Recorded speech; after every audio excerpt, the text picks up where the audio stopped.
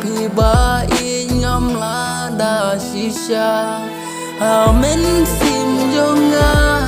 jing ít ka tem rau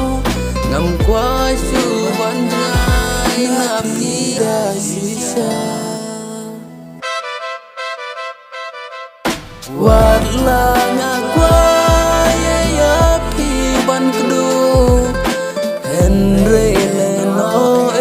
na mar om plila ya phi bai nya qua shisha asenda jonga pindon ken sirta ker kin bai na kiwe ki sinrang na mar bandung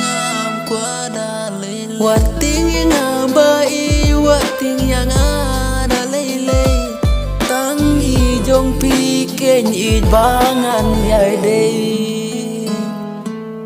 kat ba kasi kadang syai kum tangan yai ken mau ya jing i ba shisha ba phila pen pau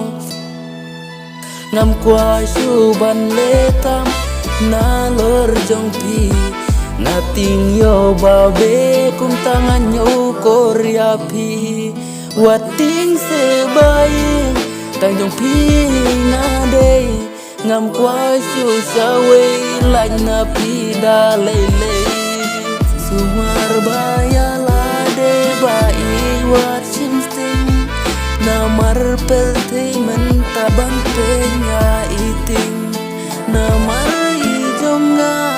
bakin yo kiwe ngam kwa shu